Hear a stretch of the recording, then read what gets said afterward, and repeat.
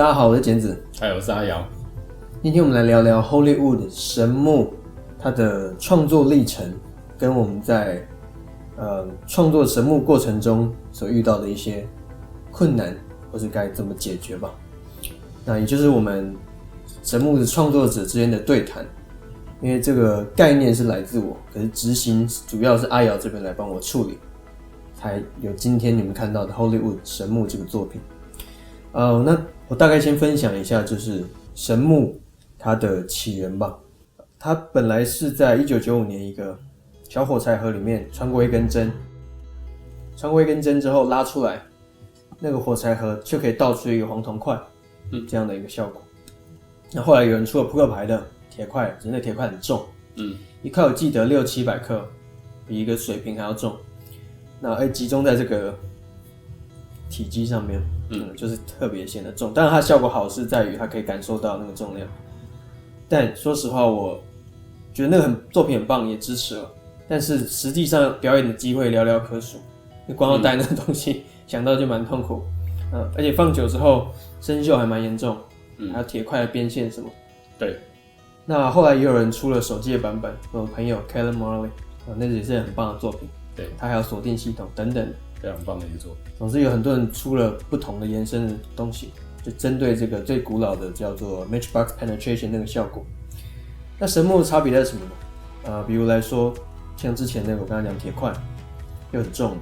那可是神木它一个就是我没记错在60-70克，那它携带就很方便，所以它重点并不是在强调它的重量或什么，甚至人家拿在手上，它感觉会像一副牌，因为人家平常很少拿一副牌这样，对，所以只差30-40克感觉不太出来，所以你就可以甚至放在他手上，反而这边它的优势，铁块你一放上去好重，不可能，马上就知道里面不是扑克牌了。那大家看过我们这个的预告或表演就知道，我们强调的是纸牌，54张纸牌变成一副木块这样的效果，所以我觉得这是它很大的优势。再来是以前的不论是黄铜块或金属块的版本的边缘，这边久了一定会有一个线条，它即使这边怎么拉丝，表面还算可以处理，但是边缘这里常常处理不到，对，那就会有一个明显的线条在，所以这是我自己觉得蛮大的致命伤。所以我自己火柴盒那个黄铜块也有，然后不论是牌的啊，其他的版本的也都有，可是他们有各自的优缺点。那神木这个东西也是我实际自己想要用，那我想说，如果能创作这样的效果的话，应该是对观众来讲是很强烈的。因为我自己以创作者的角度来说，我最 care 的、最在意的是观众怎么看我创作出来的魔术。那也实际演给观众看后得到很好的反馈，他们真的就觉得是一个牌变成木块。所以我们这个并不是着重在穿透，以前版本可能比较像穿透的效果，这样子。应该说，其实在最早看到那个火柴和黄铜块那个效果，我就已经有想说，能拿来怎么玩？可当时其实只是写在笔记本里面，并没有大概10年前，可并没有什么实际的想法，只是想说，未来说不定可以针对这个效果做一些延伸，因为那个效果本身是蛮有意思的，但就是我自己认为比较像 puzzle，确实是，所以我才在这个效果上强调的是这个 magical 魔术感这件事情，还原成它最原始的状态。因为你那过去的 puzzle 是观众会着重在怎么穿过去，怎么会？对，其实也蛮有趣，但是就是我觉得少了一点什么。对，它比较多问号，没有那个 amaze 惊奇感。当然符合魔术这个未知啊，跟不可预期。可是我自己觉得魔术最重要的是那种给观众的一个不可预期外的一种感受到神奇吧。心中的那个魔化感，再加上它本身是应该说它其实是两段式的效果。对，这是两段式的效果。对，所以会给予现代的观众有更多心灵上的感受。那当时有想说，那针对比如说 Omni Deck， 就是变成那个一个透明牌块的那个，那想如果变木块呢，也不错，也是达到这个对观众来说，纸牌变成木头。对，那我马上就想到说，以前不是有一个这个火柴和黄铜块，有没有可能用木头？那关于这个制作端的时候，也有人问过我们说，为什么不用这个直接一块木头对切去试试看？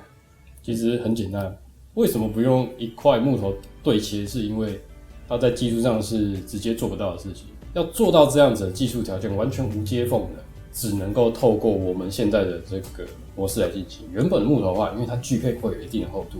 现在技术做到最薄1 mm 的锯片已经非常厉害了，它仍然达不到我们应用在魔术上面的要求，所以那就要换个思路。那再换一个思路的话，怎么样才可以切到这么细丝的，几乎没有接缝的程度？所以后来我们要往雷射的这个方向去进行。那雷射的它虽然可以切到非常非常细，它的光斑只有 0.3 mm， 但它还是会有焦边的问题，因此连现行最好用的技术我们都没办法处理。那再往下一个就会是用线切割这个加工的工艺，但它变成一定要是金属才能够加工，所以在技术上面已经遇到很多的困难。那运气不错的是，我过去里面有研究过非常多木头相关的产品，所以我当时当剪纸一问我的时候，我脑海里就有一个想法，有一种可能性可以去执行。我如果有办法做到，看起来这个木头它们中间是完全没有接缝的话，那下一步我要去处理的就是这个方向，它要如何中间是没有接缝，因为我们可以顺着木头顺直纹的方向去藏这个直线没有错，可是那横向这个地方，我们又不可能让它的纹是这样子去进行的，因为它如果是这样去进行的话，其实那整块木头看起来就会非常的难看。那我们还是需要考虑美学部分在里面，所以后来我就蹦出另外一个点子，我们就可以将它的这个整个边线如何把它转移到旁边去，所以才有了现在这个东西。我们今天剪纸要拿这个 Hollywood 这样。那神木用贴皮的方式去隐藏掉这个最大的，我觉得缝隙的问题。它看起来，不是看起来摸起来，都会像一个木块，所以观众并不会想要去做什么任何的奇怪的动作。它就是一块木块，除非你让它很往那里想，就是一定是中间有什么问题才能达成，它才会开始往那边看或者去钻研。正常来说，就是照我们提供的演法，或是我想呈现的方式，不会有人会去，顶多你就敲给他看，砸放在桌上这样，对，就是一块实心，对，这样你也不会拿到一些铁块或什么就去搬它或者干嘛，对，你就觉得它不就是一块什么，它没有起疑，自然不会产生后续的这些什么想检查或干嘛的事情。所以我们当初也讨论过要不要做，甚至就锁定，比如说关上之后一定打不开之类。那你怎么看这部分？锁定系统其实是一个两面的，观众如果容易打开，或者是他观众打不开，相对于魔术师来讲也是一样的状况。那我们当初的宗旨又是希望做出魔术师随时好表演，那随时可以带在身上表演的东西，肯定不希望有太多额外的工具或者是辅助的 key 之类的，所以后来我们就决定把锁定系统这个选项拿掉。那我们怎么样在锁定跟打不开这个东西抓到一个平衡？那确实就是我们这一次做了很多的实验，所以我们在里面的钢棒跟木头之间，透过木头的摩擦力，当它不动的时候，镜子的摩擦力可以到非常非常大，你非常把它打开。但是你只要克服了那一点静摩擦力，又可以把它打开。但这个东西就介于观众与魔术师之间，魔术师打得开，但观众打不开。就是你要到一定的发力程度，瞬间的才能开启，是有一个技巧性在。他说只是这样子是绝对，真的打不开，是开不了。对。那还有个重点，就像他刚刚讲 ，reset 要方便，就是这个真的是表演完你要马上设定的话是可以做到，方便程度很高，那这就是为什么我们在锁定系统方面做了一个取舍，对，而且我也觉得，像我实际拿样品什么去表演后，就是观众并不会对它这么起疑，它是一个看起来那个天然的物质，对，就是木块这样，木 block。那以上就是关于神木的创作思路分享以及它的开发过程，希望大家会喜欢今天分享的内容，谢谢。